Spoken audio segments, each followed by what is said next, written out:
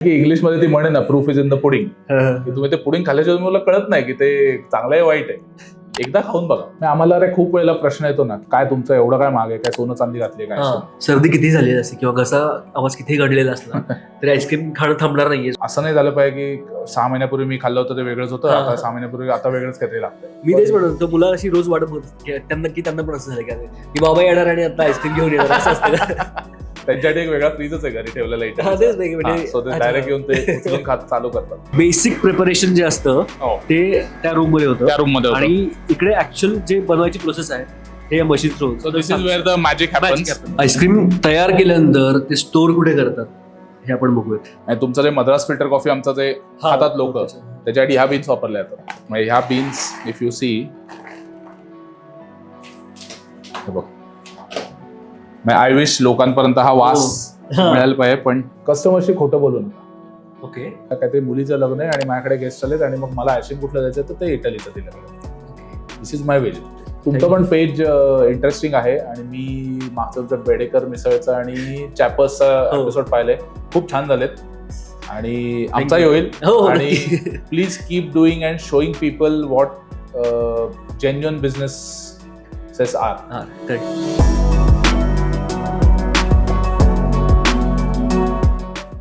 आजचा पॉडकास्ट खूप इंटरेस्टिंग होणार आहे. आज आपल्यासोबत गप्पा मारण्यासाठी आहे इटली या ब्रँडचे ओनर अक्षय भागवत. सो अक्षय, खूप खूप स्वागत आहे. थँक्यू. सो मी जेव्हा बघत होतो इटली बद्दल, कारण ज्या प्रकारचं सोशल मीडिया कॅम्पेन तुम्ही करतायत किंवा, so I was really curious की हा नेमका ब्रँड पुण्यामध्ये असून हाऊ इट इज वर्किंग किंवा नाही का, निश तुम्ही जो पकडलेला आहे काय आम्ही वेगळं करतो. तर एक्झॅक्टली तुम्ही असं वेगळं काय करताय आणि how your products are different. Okay. So आपण डिरेक्टली त्या ओनर सोबत गप्पा मारूनच आणि त्यांच्या फॅक्टरीला व्हिजिट करूनच आपण जाणून घेऊ असे इंटेन्शन होतं या पॉडकास्ट मागे. सो आपण जेव्हा म्हणतोय की आपले प्रॉडक्ट्स प्रीमियम आणि आर्टिसन आहे, so what does that exactly म्हणजे आहे का, रिलेव्हन्स काय? प्रीमियम आणि आर्टिझनल जेव्हा तुम्ही म्हणता ना, सो आर्टिझन इज बेसिकली मी स्वतः शेफ म्हणून काम केलं. सो कस्टमर्सला आम्ही वेगवेगळे नवीन नवीन फ्लेवर्स कंटिन्युअसली देत राहणं, हे एक मी माझी ड्युटी समजतो. की आणि प्रीमियम म्हणल्यानंतर आपल्या डोक्यात काय येतं की अरे ह्याच्यात नक्की आहे काय, मी एवढे पैसे याला का द्यायचे.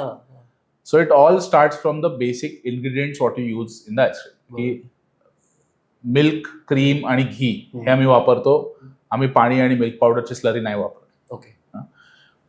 There are so many contributing factors. इतके फॅक्टर्स आहेत त्याच्यामध्ये की ह्याची किंमत जास्त का असते. बरोबर. की अगदी right from your usage of vanilla beans to make your vanilla ice cream instead of artificial vanilla essence. असे सगळे इन्ग्रेडियंट्स आम्ही देतो आणि त्याच्यापासून वेगवेगळे फ्लेवर्सची कॉम्बिनेशन्स आम्ही करून लोकांपर्यंत पोहोचवतो. आणि that keeps our customers motivated to come back to us again and again. So that is what premium and असं थोडक्यात मी सांगू शकतो. मी आता इकडे आलो होतो, तुमचे जे कुठले पॉसिबल असतील फ्लेवर्स ते I am going to try. Okay, so ice cream खाणं आम्ही सुरू केलेलं आहे आणि आता आहे किंग अल्फान्सो मँगो. पुरा आईस्क्रीम खायचं आहे. आंब्यांचा सीझन आहे, so we are starting with this one. आणि मला प्रचंड सर्दी झाली. आम्ही मागे एक एपिसोड केला होता तेव्हा मला मिसळचं आम्ही शूट केलं आणि तेव्हा मला तोंड आलं होतं, तेव्हा मिसळ खाऊ शकलो नाही मी. आता मला प्रचंड सर्दी झाली आहे आणि मला आईस्क्रीम खायची आहे. माझ्या आवाजावरून लक्षात येत असेल, पण ठीक आहे, पण मी खाणार आहे. या आईस्क्रीमने तुला काही त्रास होणार. Okay, so moving forward, Italy हे नाव एवढं कॅची आहे, म्हणजे एखाद्याला जर सांगितलं इटली तर लक्षात राहतच. सो हे कसं सुचलं आणि काय इटली नाव ठेवण्यामागचं कारण असं होतं की मी पहिले आईस्क्रीम जे बनवायला शिकलो ते मला एका इटालियन पेस्ट्री शेफनी लंडनमध्ये एका मिशलिन स्टार रेस्टॉरंटमध्ये शिकवलं. ओके. आणि one of the best ice creams और gelatos I had was in Sicily, in Sicilian island of Italy. So एक त्याचं ट्रिब्यूट म्हणता येईल त्याला, की ट्रिब्यूट म्हणून आम्ही आणि it just a play of words ना, की ते EATA. सो ते सगळं कंबाईन करून असं ते नाव सुचलं आणि एक tribute to that part of my memory. So त्याचं कॉम्बिनेशन म्हणून इटली नाव ठेवलं मी. मस्त.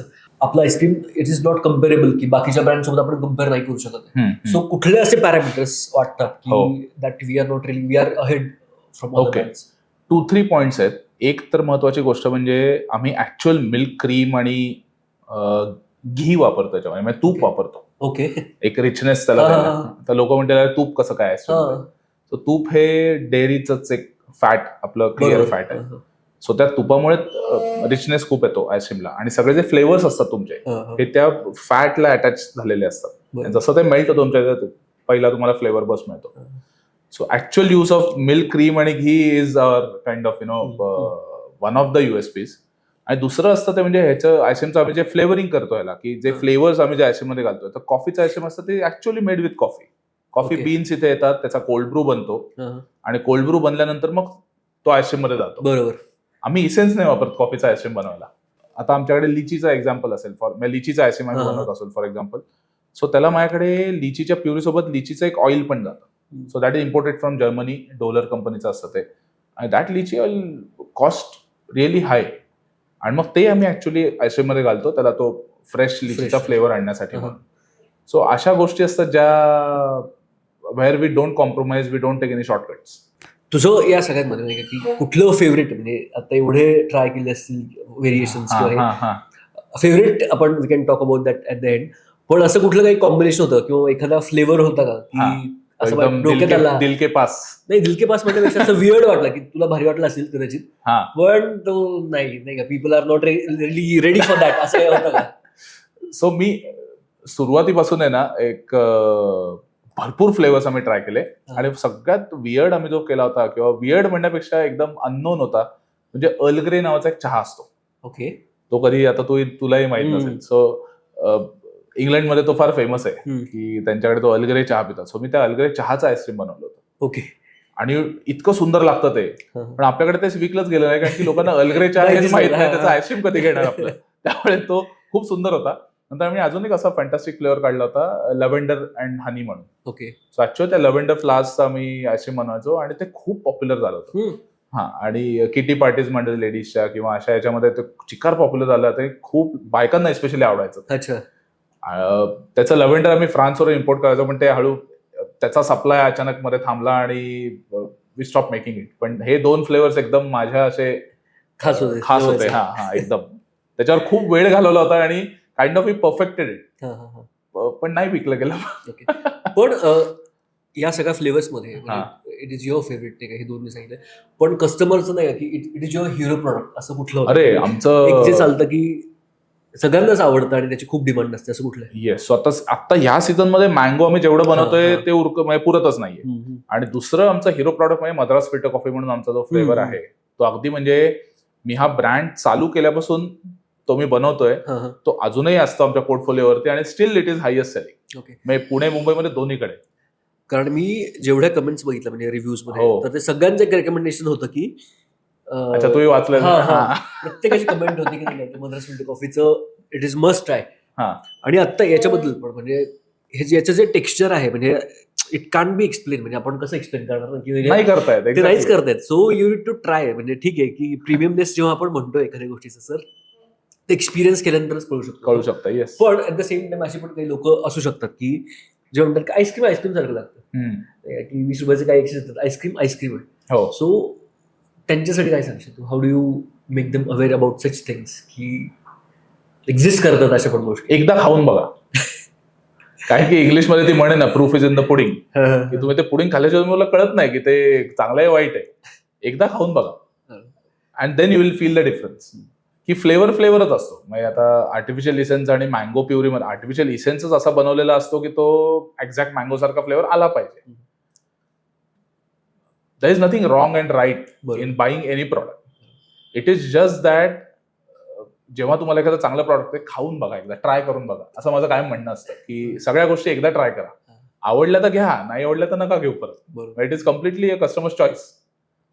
आपण आता जेव्हा हे करतो म्हणजे डिस्ट्रीब्युशन किंवा हे प्रोडक्ट्स अवेलेबल जेव्हा आहेत, तर आय थिंक हे सगळे स्विगी आणि झोमॅटोवरती आम्ही आता विकतो पुणे मुंबईमध्ये. ओके. सो नेक्स्ट प्लॅन काय? म्हणजे नेक्स्ट प्लॅन आमचा आहे यावर्षी एक शॉप ओपन करायचा प्लॅन आहे, आणि आम्ही हैदराबाद, बँगलोर आणि चेन्नई या 3 सिटीज मध्ये एंटर करायचा प्लॅन करतो आता कमिंग ऑक्टोबर नोव्हेंबर असा. पण आता या 5-6 वर्षांनंतर नाही का की आता इस्टॅब्लिश झालाय ब्रँड, हो. पण असं इनिशियली कोण लोक होते की नाही त्यांनी तुला मदत केली किंवा त्यांची खूप याच्यामध्ये हो. उभारणीमध्ये मदत झाली तुला? खूप लोक होते. म्हणजे माझ्या आई वडिलांनी मला खूप सपोर्ट केला. माझ्या फॅमिलीनी, बायको माझी कायम सोबत असते. तिचा पण खूप सपोर्ट होता. कस्टमर्स बेसिकली पहिले मला जे मिळाले, they were really important to spread the word around.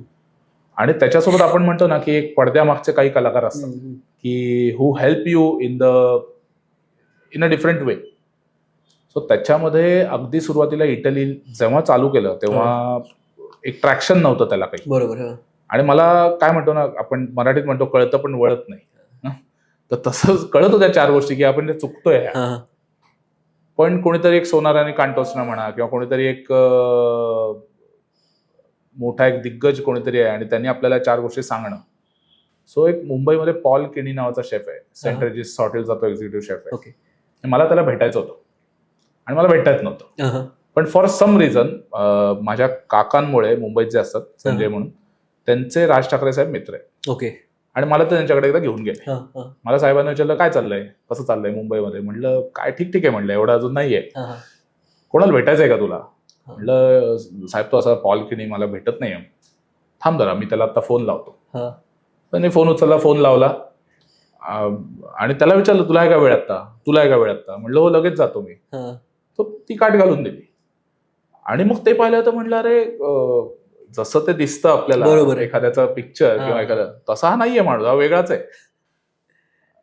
आणि मग मी एक आता दरवर्षी मग त्याच्यानंतर मी एक असा पायंडाच पाडला की दरवर्षी फायनान्शियल इयर झालं की साहेबांना जाऊन भेटायचं, सांगायचं की असं असं माझं चालू आहे. आणि ते मग त्यांच्या परीने मला काहीतरी कोणाला तरी फोन लावतात, जा त्यांना भेटून ये. आणि असं नसतं की ह्याला धंदा द्या. बरोबर. ते म्हणतात मी तुला कनेक्ट करून दिलंय, now it is your responsibility to do it. So असे ते आहेत. बरोबर. आणि तसे मला मिळाले बऱ्यापैकी लोक. म्हणजे त्यांच्याकडून राजसाहेबांनी सुद्धा 2-3 मोठ्या लोकांची माझी ओळख करून दिली आणि मग त्याच्यामधून मला खूप इनपुट्स मिळाले चांगले. बिझनेस वाढवायला किंवा प्रॉडक्ट डेव्हलपमेंट करायला किंवा मार्केटिंग साठी काही इनपुट्स द्यायला. सो त्याचा मदत झाली 100%. आणि ऑब्व्हियसली म्हणजे जेव्हा इनिशियल जो बिझनेस असतो तेव्हा जास्त सपोर्टची गरज असते. हो. आणि नंतर तर करतातच, म्हणजे एकदा तुम्ही सक्सेसफुल झाल्यानंतर तर काय लोक मदत करतात, येतात मदत करायला. पण त्या पॉइंटला मदत करणं, त्या पॉइंटला म्हणजे इतका छोटं होतो आम्ही की काहीच नव्हतं तेव्हा. त्यावेळेला एक ते काय म्हणतो ना की बाबा हा करतोय पोरगा कसं, एक्झॅक्टली, तो why not push him, kind of push him somewhere. बरोबर. आणि मग ते पुश केल्यानंतर माझी जबाबदारी असते की मी त्याला 100% आउटपुट किंवा त्यांनी शब्द टाकलाय मग त्याचं काहीतरी आपण किंमत ठेवायची असते. ते उगाच असं आय नो तसं नाही. आईस्क्रीम सगळ्यांचं मला माहित नाही, म्हणजे असं खूप रेअरली असेल की एखाद्याला आईस्क्रीम आवडत नाही. पण आता तू ह्या बिझनेसमध्येच आहे तर आईस्क्रीमचा काही तुला नाही की नॉशिया वगैरे काय आलाय का, म्हणजे रोज किंवा कधी खाल्लं लास्ट आईस्क्रीम? लास्ट आईस्क्रीम मी खाऊन बरेच दिवस झाले ऍक्च्युली. मी तसं कालच खाल्लंय. ओके. आमच्या बॅच चालू असतं तेव्हा ट्रायल टेस्टिंग असतंच. पण असं बाहेर दुकानात जाऊन आईस्क्रीम खाऊन बरेच महिने झाले. आता नाही ते मोटिवेशन येत मला की असं बाहेर जाऊन कुठेतरी पार्लरमध्ये आपण जाऊ आणि आईस्क्रीम खाऊया, असं नाही. मुलं खातात. मी तेच म्हणतो मुलं अशी रोज वाटत बघत असतात की त्यांना पण असं झालं की बाबा येणार आणि आता आईस्क्रीम घेऊन येणार, असं असतं. त्यांच्यासाठी एक वेगळा फ्रीजच आहे घरी ठेवलेला इथे, डायरेक्ट येऊन ते उचलून खात चालू करतात. माझी मुलं जेव्हा बघतील मी एवढा आईस्क्रीम खाताना त्यांना तो नाही, ते म्हणतील हा माणूस आम्हाला एवढे बोलवचन देतो. त्यांना घेऊन जाणार. ओके, सो नवीन फ्लेवर आलेला हातामध्ये, हा आहे पायनॅपल अपसाइड डाऊन.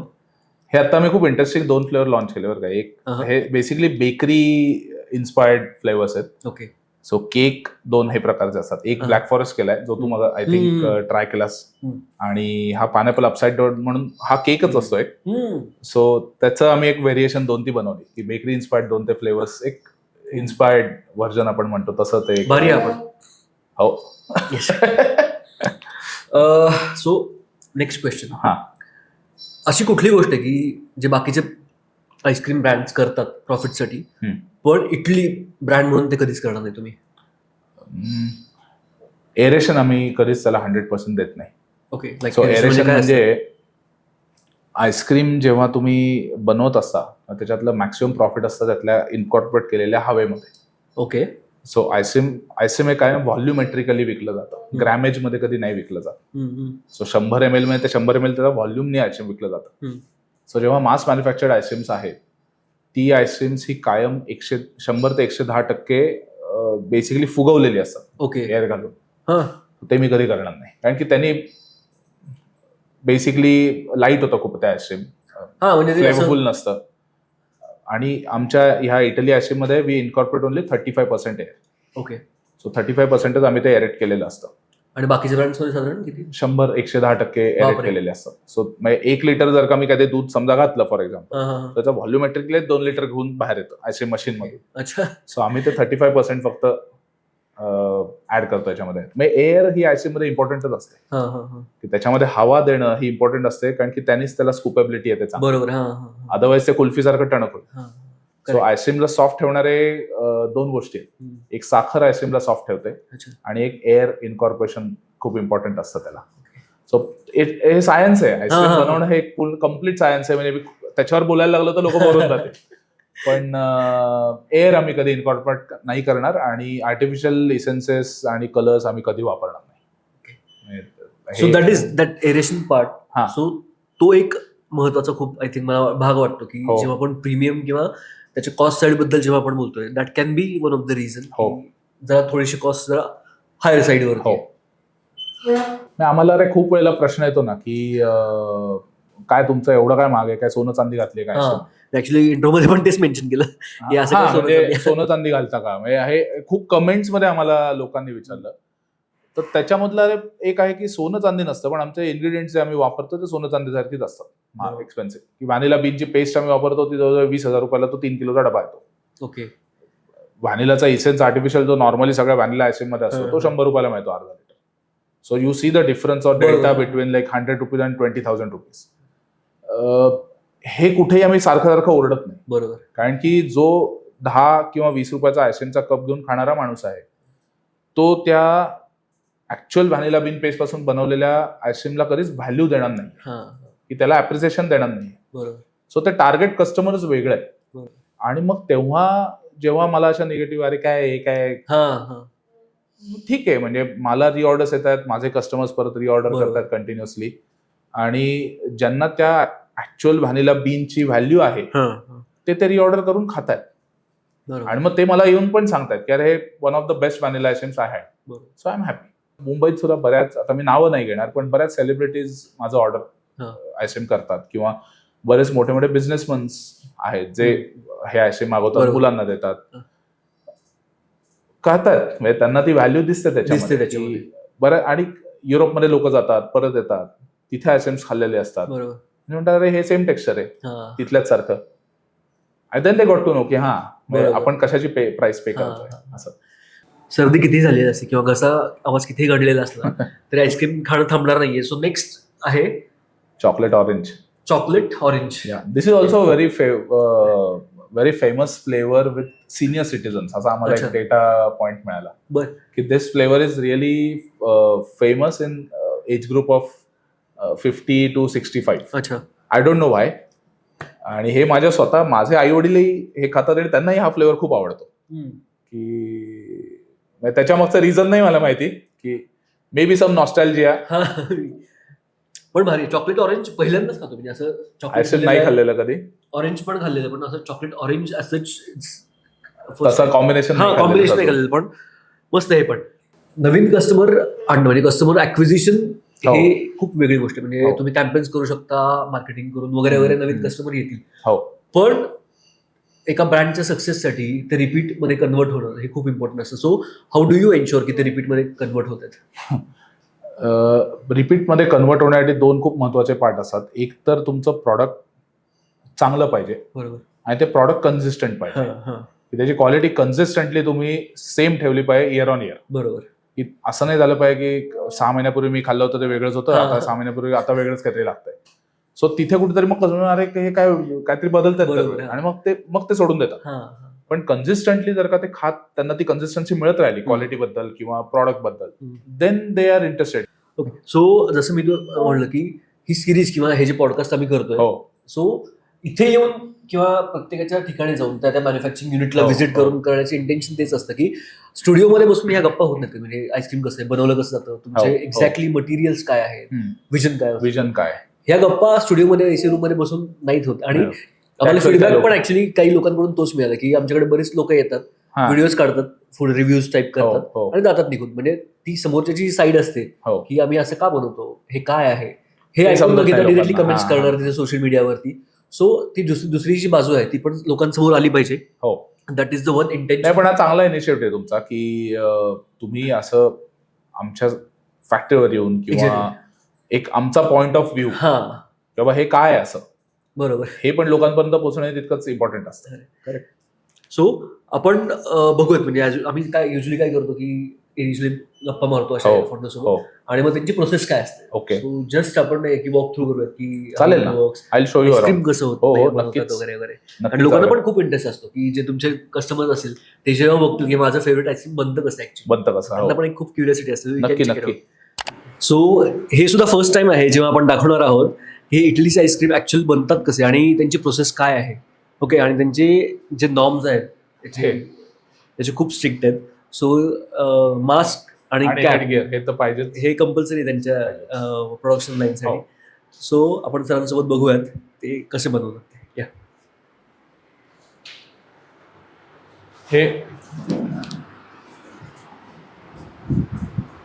सो आता हे आमचं किचन आहे बेसिकली. सो इटली आयस्क्रीमचं किचन म्हणजे आपल्या आयस्क्रीम मध्ये आता तू हे आयस्क्रीम इंग्लिश बेरीजचा खातोस. सो याच्यामध्ये ब्लूबेरी रास्पबेरीची प्युरी बनली आहे किंवा आतमध्ये ज्या काय बेरीज गेल्यात त्याचं सगळं प्रोसेसिंग इथेच होतं. So we don't procure anything from outside. बरोबर. आता ते काही फ्लेवर्स मध्ये आमचं क्रम्बल्स जातात, ब्राउनीज जातात, व्हॅनिलाचे केक्स जातात. सो हे सगळे आम्ही इथे इन हाऊस बनवतो.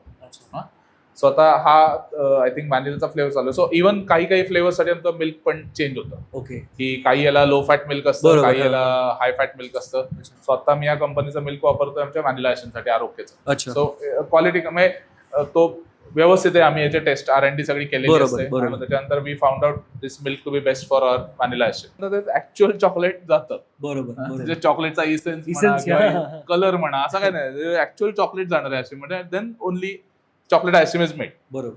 आणि ह्याला सुद्धा मग आम्ही वापरताना बालिकालिबूचा आयस्क्रीम वापरतो, बालिकालिबूचं चॉकलेट वापरतो. चॉकलेट. कंपाऊंड वगैरे आम्ही कुठलंही वापरत नाही. So this is where the basic magic happens. बरोबर. ते आता मादागास्कर व्हॅनिला म्हणून आमचा फ्लेवर हा, हा, आहे. हा, सो हा. त्याचा तो आता बेस तयार करायला चालू करतील. ओके. तो बनला की मग पुढच्या रूम मध्ये जातं ते सगळं इथलं प्रोड्यूस झालेलं. तिथे आईस्क्रीम मशीन्स आहेत. बरं. ती दाखवतो तुम्हाला आता. सो आपण बघितलं की बेसिक प्रिपरेशन जे असतं हो. ते त्या रूम मध्ये होतं त्या रूम मध्ये होतं. आणि इकडे ऍक्च्युअल जे बनवायची प्रोसेस आहे ते machine so this is where the magic happens. की ॲज यू कॅन सी मागे तू जर का पाहिलंस हे आयस्क्रीमचे मशीन्स आहेत. सो याला बॅच फ्रीजर म्हणतात. सो हे 30 लिटरचे बॅच फ्रीजर्स आहेत आमचे.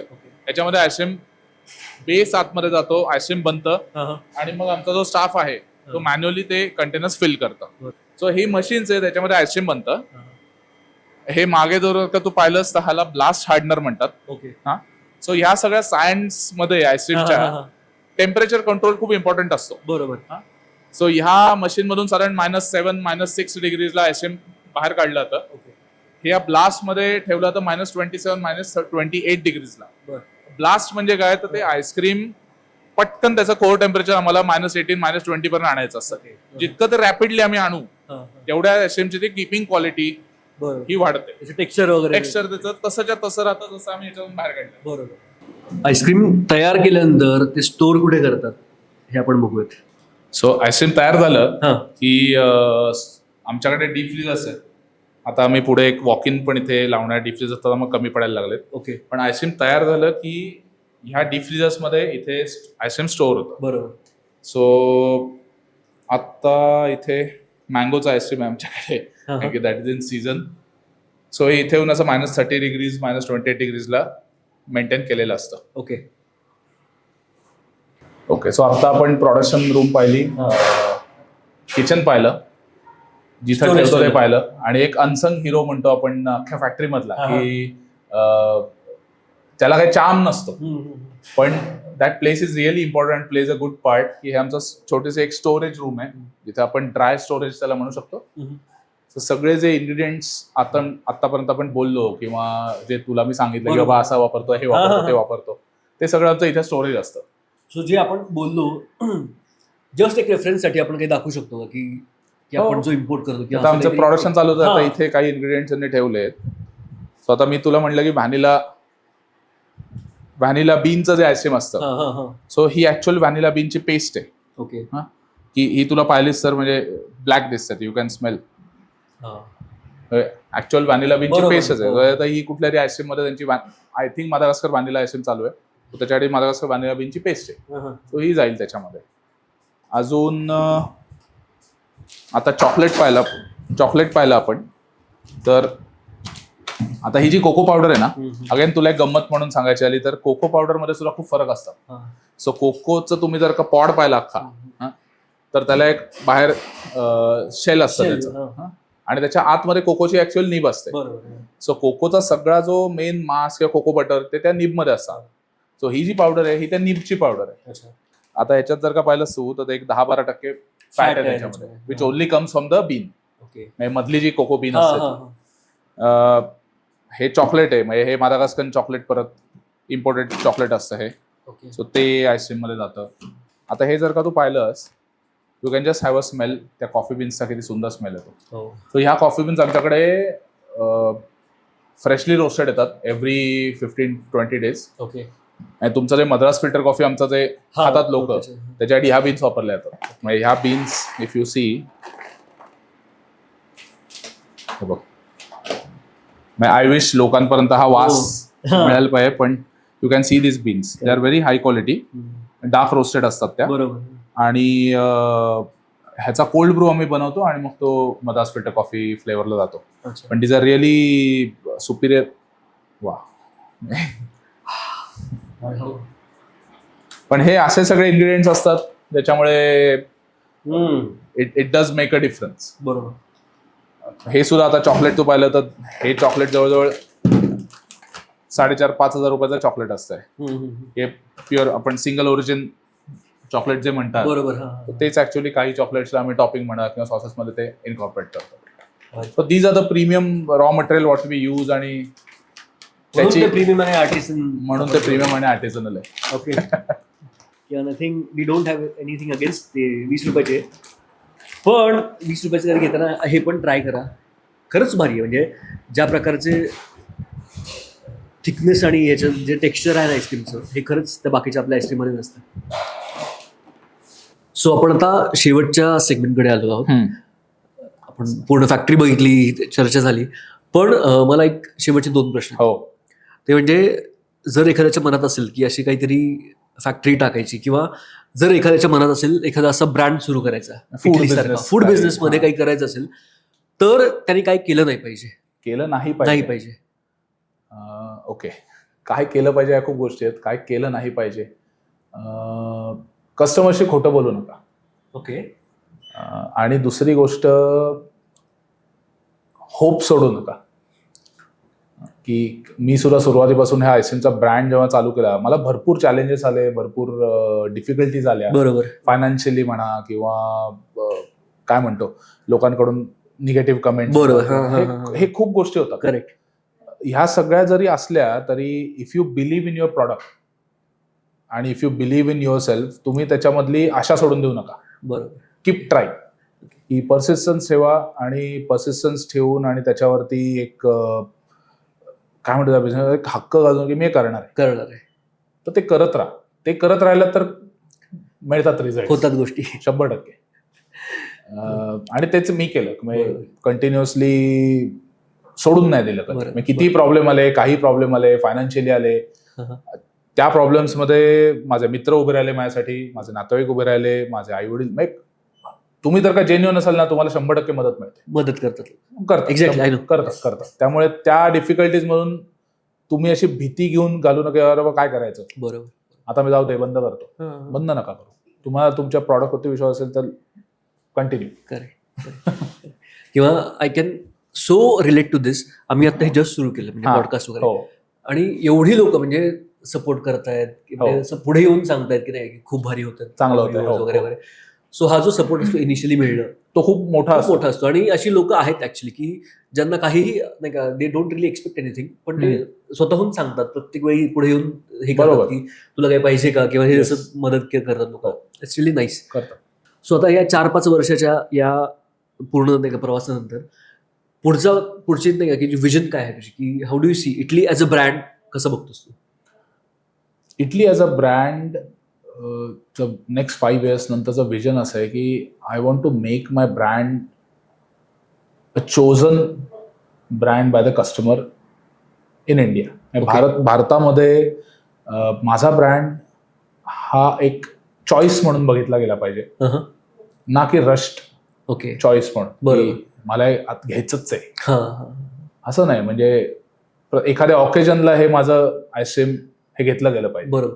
हे थोपवलेलं नाही पाहिजे, थोडक्यात थोपवायचं नाही. थोपवायचं नाहीये मला, की लोकांनी माझ्या काहीतरी मुलीचं लग्न आहे आणि माझ्याकडे गेस्ट आलेत आणि मग मला आईस्क्रीम कुठलं द्यायचं तर ते इटलीचं दिलं गेलं पाहिजे. ओके.